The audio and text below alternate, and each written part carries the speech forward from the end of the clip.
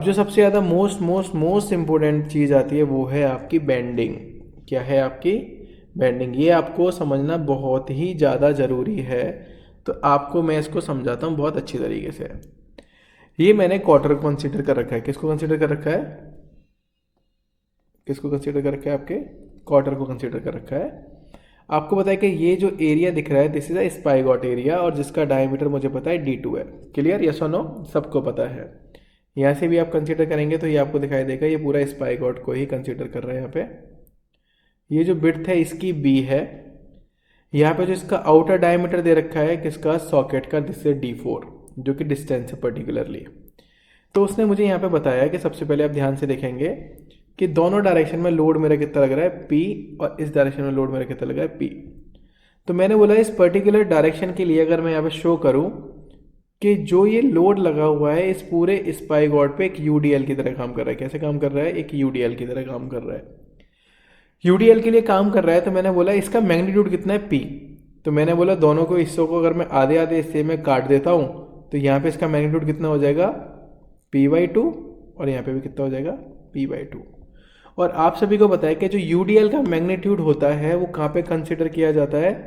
जो डिस्टेंस है उसके भी हाफ में कंसिडर किया जाता है। जैसे for example this distance is D2 total, तो आधी डिस्टेंस कितनी होगी इसकी? D/2, और ये लोड का लगा होगा इसके D/4 पे लगा होगा। क्लियर? ये सुनो, D2/4। क्लियर?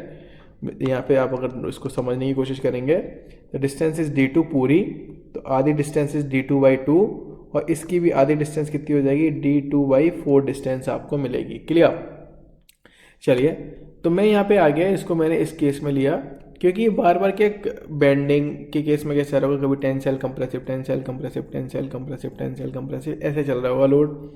तो मैंने बोला कि जब मैं आया, क्योंकि आप अगर इसको नोटिस करेंगे तो इस स्पाइगॉट का जो पार्ट है, जो आपका स्पाइगॉट है, वो आपके सॉकेट के पार्ट यानी कि जो D4 है वहाँ पे डिस्ट्रीब्यूट किस तरीके से होगा? क्योंकि जब भी ये खींचेगा, यानी ये पर्टिकुलर ये वाला हिस्सा खींचेगा, तो लोड आपका क्या आएगा? जो आउटर जो एक्सटर्नल पार्ट है उस जगह पे कंसीडर होना शुरू होगा। फॉर एग्जांपल, क्योंकि बीच वाले पार्ट पे जो लोड लगा हुआ है वो मैंने कंसीडर कर लिया, क्योंकि इस जगह आपका कुछ भी नहीं है, दिस इज ब्लैंक पार्ट, आप वहाँ पे शो कर सकते हो।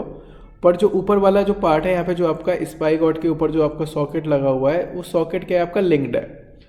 तो मैंने देखा कि यहाँ पे जो डिस्ट्रीब्यूट हो रहा है लोड, क्योंकि यहाँ पे क्या है कि जो पिन लगी है क्वार्टर, वो क्या कर रहा है? उसको एक यूवीएल की फॉर्म में डिस्ट्रीब्यूट करने की कोशिश कर रहा है। किस तरीके से डिस्ट्रीब्यूट कर रहा है? यूवीएल की। तो यहाँ जो इसका P/2 मैग्नीट्यूड है वो डिस्ट्रीब्यूट हो गया यूवीएल की फॉर्म में। अब आप सभी को पता है, फॉर एग्जाम्पल ध्यान से देखिए, this distance is D4, this distance is D2, तो ये मेरे पास ऊपर वाली डिस्टेंस कितनी बच गई? D4 minus D2/2। क्लियर? तो ये आपको समझ में आ गई होगी, ये डिस्टेंस कितनी दे रखी है आपको? D4 minus D2/2। और जो लोड लगता है यूवीएल में वो हाइट साइड से L/3 पे लगता है। किस पे लगता है? हाइट साइड से L/3। तो ये जो डिस्टेंस निकल के आ रही है 1/3 D4 माइनस D2/2, वो यूवीएल के केस में आपकी लग के आई है। तो यहाँ पे मैंने सारे लोड कंसीडर कर लिए, मैं आपको इसमें हाईलाइट करके बता देता हूँ कि यहाँ अगर आप नोटिस करेंगे कि ये जो लोड लगा है ये पर्टिकुलरली इस सेंटर डिस्टेंस से D2/4 डिस्टेंस पे लगा है, ये आपको भी बता दिया। अगर यहाँ पे आप पर्टिकुलरली इसको नोटिस करेंगे, ये जो डिस्टेंस दिख रही है आपको वो तो है आपकी D2/2, और ये जो पर्टिकुलर डिस्टेंस है वो कितनी है? 1/3 D4 माइनस D2/2।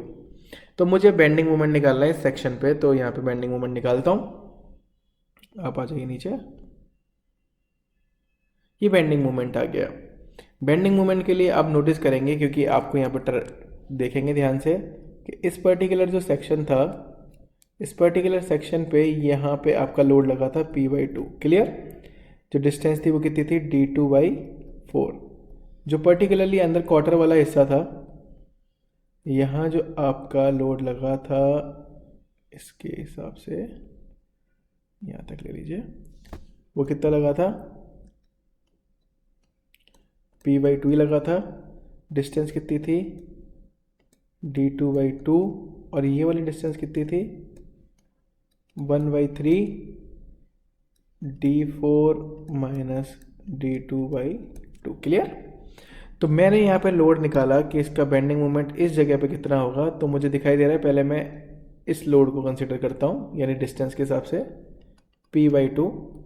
डिस्टेंस कितनी है? पहले ये 1/3, क्योंकि यहाँ से यहाँ तक की डिस्टेंस चाहिए मुझे, ये 1/3 d4 माइनस d2/2 प्लस के d2/2। क्लियर, ये हो गया मेरा एक, क्योंकि ये दोनों अपोजिट डायरेक्शन लग रहे हैं, एक आपका क्लॉकवाइज और एक काउंटर क्लॉकवाइज, तो माइनस के p/2 और ये डिस्टेंस d2/4। तो मैंने ये पर्टिकुलरली पूरी इक्वेशन लिख दी। इसको मैंने सॉल्व किया, 2 का मल्टीप्लाई कर दिया तो 6 आ गया यहाँ पे, डिवाइडेड बाई 2 है, p/2 कॉमन ले लिया, d2/4 अंदर आ गया, p/2 कॉमन लेके बाहर निकाला तो मेरे पास एक इक्वेशन निकल के आ गई। फिर मैंने बोला कि section modulus of the quarter कितना है, क्योंकि मुझे दिखाई दे रहा है इस क्वार्टर के बारे में कि this is a B, this is a B, और इसकी जो थिकनेस थी वो कितनी दे रखी थी यहाँ पे टी। तो मुझे बताया कि दिस इज रेक्टेंगुलर सेक्शन, जो कि इसका क्रॉस सेक्शन है, तो इसका जो सेक्शन मॉडुलस हो जाएगा I/Y वो कितना होगा v, यानी कि TB²/6 में लिख भी देता हूँ, अब यहाँ पे ध्यान से रहेंगे। I की वैल्यू कितनी होगी यहाँ पे TB⁴12, B की पावर 3/12, बाई की वैल्यू कितनी होगी B/2, इन दोनों का डिवाइड दूंगा तो मेरे पास ये निकल के आएगा।